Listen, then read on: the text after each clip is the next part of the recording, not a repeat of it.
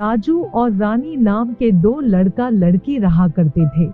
वह दोनों एक दूसरे से बहुत प्यार करते थे और रानी के पिताजी गांव के बहुत बड़े सेठ थे।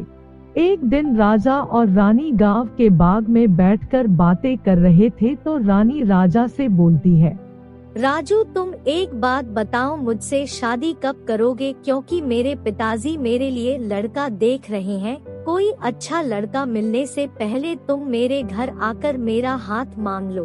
फिर राजू मजाक में रानी से बोलता है, हाँ तो रानी कर लो ना तुम शादी, वैसे भी तुम्हारे पिताजी अपने जैसा कोई सेठ का लड़का ही देखेंगे, मेरे जैसे गरीब से थोड़ी करवाएंगे तुम्हारी शादी।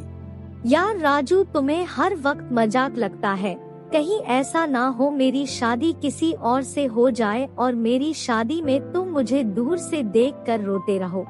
रानी तुमको पता है तुम कितनी अमीर हो, बहुत पैसे वाली हो, तो तुम्हें लगता है क्या तुम्हारे पिताजी मुझ जैसे गरीब को तुम्हारा हाथ देंगे? तभी वहाँ अचानक से रानी के पिताजी आ जाते हैं और बोलते हैं, अरे मनूस आदमी, तुझे कहीं जाने की जरूरत नहीं है, मैं यही आ गया। तू मेरी बेटी से प्यार का ढोंग कर रहा है ना, उसके पैसे और जमीन जायदाद हड़पने के लिए। नहीं नहीं सेठ जी, आप गलत समझ रहे हैं, मैं सच में रानी से बहुत प्यार करता हूँ। फिर रानी बोलती है, पिताजी आप मेरे राजू को गलत समझ रहे हैं, मेरा राजू ऐसा नहीं है, वह मुझसे बहुत प्यार करता है और मैं भी राजू से बहुत प्यार करती हूँ। मैं शादी करूँगी तो बस राजू से ही करूँगी।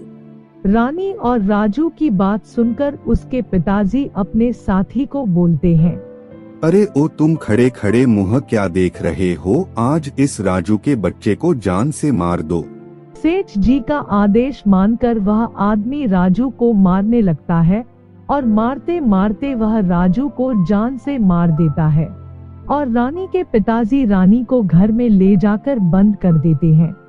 फिर ऐसे ही कुछ दिन बीत जाते हैं, लेकिन रानी की पिता रानी को घर के बाहर नहीं निकलते, इस वजह से रानी भूख और प्यास की वजह से मर जाती है और रानी एक चुड़ैल बन जाती है क्योंकि रानी के पिताजी ने उसके प्यार को मार दिया था। फिर कुछ दिन बाद रानी के पिताजी उस घर में आते हैं और देखते हैं, लेकिन रानी के पिताजी को पता नहीं था कि रानी चुड़ैल बन गई है और जैसे ही घर का दरवाजा खुलता है तो रानी वहां से निकल जाती है और रानी सबसे पहले उस आदमी के पास जाती है जिसने उसके राजू को मारा था। वह आदमी उस टाइम अपने घर में बड़े आराम से सो रहा था, तो रानी वहां जाती है और बोलती है, देखो यह दुष्ट आदमी कितने आराम से सो रहा है, इसने मेरे राजू को मारा था ना, अब मैं इसको नहीं छोड़ूंगी। यह कहकर रानी उस आदमी की मुंडी तोड़कर अपने साथ ले जाती है। अगले दिन यह खबर गांव में फैल जाती है कि गांव में चुड़ैल आ गई है।